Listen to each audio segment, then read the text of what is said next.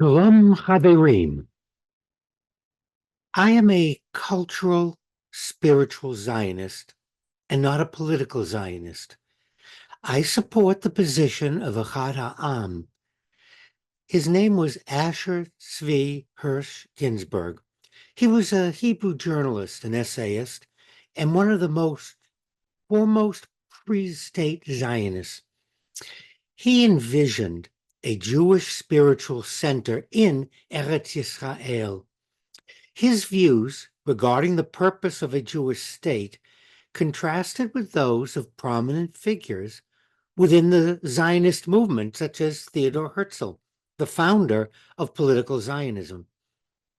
Unlike Herzl, Echad Ha'am strived for a Jewish state and not merely a state of Jews.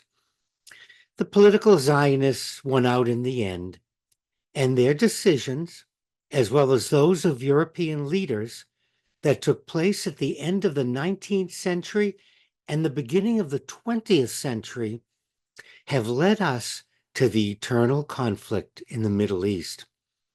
For centuries prior to World War I, Palestine was an Ottoman province with no clear boundaries. Muslims were the majority, living peacefully alongside small Christian and Jewish communities. Few, if any, had nationalist aspirations.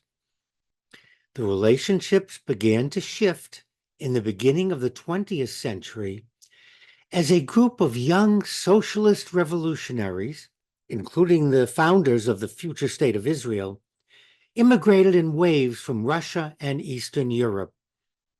They believed that the only answer to anti-Semitism was Zionism, and the vision of a Jewish home in the land of the Hebrew Bible. The League of Nations carved up the former Ottoman lands. The Mandate for Palestine, written in 1920, stood out for its international commitment to the establishment in Palestine of a national home for the Jewish people. The early Zionists, being idealists, believed that the latest technology and having electricity available to all would improve everyone's lives. Ze'ev Jabotinsky, whose vision of Zionism was the precursor to Likud, the party of Benjamin Netanyahu, argued against making any concessions for Arab nationalism. He refused to acknowledge that Jewish nationalism made no sense without supporting Arab nationalism. In February 1947, the British government announced that it wanted to end the mandate. The United Nations set up the Special Committee on Palestine, and maybe you've seen it abbreviated UNSCOP, to recommend a solution. At this point, there were about 600,000, 700,000 Jews out of a population of 2 million. The Holocaust was a genocide and a horrible massacre committed by Europeans, while the United States watched by, stood by, and did nothing. Colonial ideology was very much at the heart of European and United States thinking. They were going to fix the tragedy of the Holocaust, so long as it was not at their expense. The fix would be to ignore the stirrings of Arab nationalism. Now, the vast majority of Jewish refugees who came were not Zionists. They did not have a choice about where to go. They went from displaced person camps to the newly partitioned Palestine. The refugees of the concentration and death camps were from countries that refused to let them go back, refused to let them return to their home countries. Neither the Zionists nor the Arabs accepted or recognized the national movements of the other. There were many different partition plans, giving different percentages to Jews and Arabs. No matter how it was calculated, who gets how much, based on population, on land, on coast, and it didn't seem to matter. One side or the other did not accept the plan.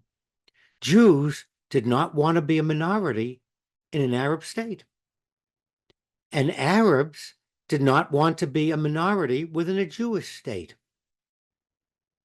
The State of Israel declared its establishment on 14 May 1948, the eve of the British termination of the Mandate. On 15 May 1948, the armies of neighboring Arab states invaded the area of former mandatory Palestine, starting the First Arab-Israeli War. As the fighting escalated, Arab residents streamed across the partition borders, leaving the newly established State of Israel. Those who left their homes at the urging of Arab governments were promised that they could return after a successful invasion. The invasion was not successful. Depending on how you count, there has been between 7 and 17 wars between Israel and the surrounding Arab countries, the latest being the Israel-Hamas war. Since the Ottoman Empire was divided up at the end of World War I in 1918, European and Middle East governments have used Jewish and Arab nationalism for their own purposes. From the end of the 20th century until today, governments outside the region have taken sides and used different factions as surrogates. Arab scholars and Israeli academics have written extensively about the flight of the Arab citizens and the subsequent wars. How did it all happen? As you might expect, there are two distinct and different versions. And as with disputed events in history, the truth lies somewhere in the middle. What makes this a dilemma is that neither side is blameless, neither side is completely right. By taking sides, we are not supporting either Israel or Palestine. We are supporting the governments that are using them as surrogates. Make no mistake, Iran is not interested in the welfare of the Palestinian people or in creating a free Palestine. Blaming and threatening Jews and Arabs around the world will not create peace, will not solve the necessity of an independent Palestine. This regional war can only be resolved by the nations in the region, and Russia, China, North Korea, and Iran are not part of the solution. Shalom Chaverim.